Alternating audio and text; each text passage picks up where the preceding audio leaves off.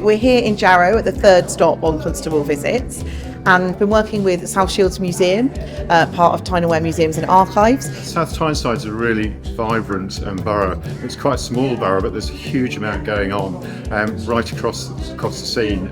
So from Hebburn and Jarrow, where we are today, to South Shields, and also sort of down the coast, Whitburn, Bolton and Clevedon. Well, when the National Gallery got in touch about this project, so excited about it, really blown away, because obviously it's such a well-known painting, one of the nation's favourites, and to think that we could bring that to South Tyneside, but particularly not just to an art gallery or museum setting, but into the community, into the high street, into a vacant shop like we have here. This fantastic painting, it's of Constable's walk to school. He's in his late 40s, about to turn 50 when he paints it, and he's actually in London. So a lot of it is built up from his memory and his experiences, and the more you look or the more you see, there's all sorts of things going on. So it's a really sensory picture. We've got the little boy, he's hot, he's having a cold drink of water. We've got lots of animals, we've got the dog, we've got a sheep, they'll be bleating, we've got the fantastic donkeys, we've got birds, we've got butterflies, we've got the wind in the trees. There's so much going on in there, and we can really sort of bring the painting to life through these sensory elements. And in wanting to do that is when we came across the fantastic sensory journeys that South Shields Museum have been working on.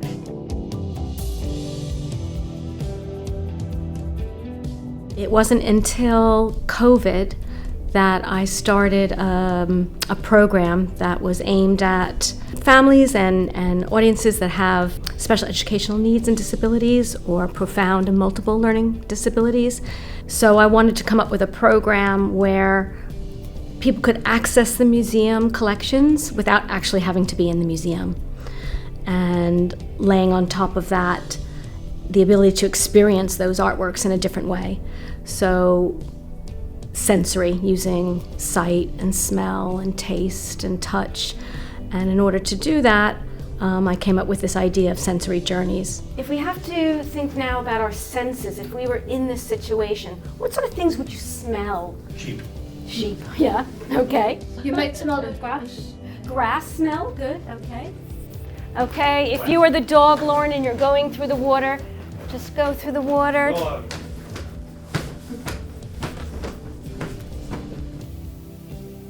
And breathe out.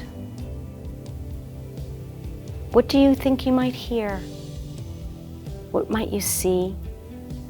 The benefit of sensory engagement is allowing audiences to access art in a way that they couldn't, which creates a connection with the artwork that wouldn't necessarily be there. Most people look at something and spend a few seconds on it and walk away.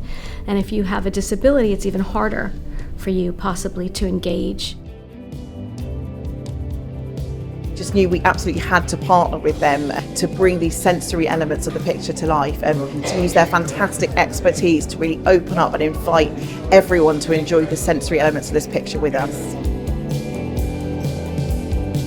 So this morning we had Bamber School in their special school, and many of them don't get an opportunity to leave the area. So for them to be able to come into this space and to see a painting of national importance was an amazing experience for them. We use sensory engagement to help them really put themselves into the scene and to be able to make connections to their own lives, to maybe landscapes that they've walked through. And it was just wonderful to see them smile and to really engage with the picture and understand what was going on beyond just looking at it. And one of the most interesting things, and I think important things from today's workshop, was that we had a child who was nonverbal, and she spoke. And when we were talking about what would you say if you were the farmer at midday, she actually raised her hand and said, I would just raise my hand and say hi. So we know that this is successful. We know that she engaged with the picture and she really enjoyed what she was doing. And that's what's really important.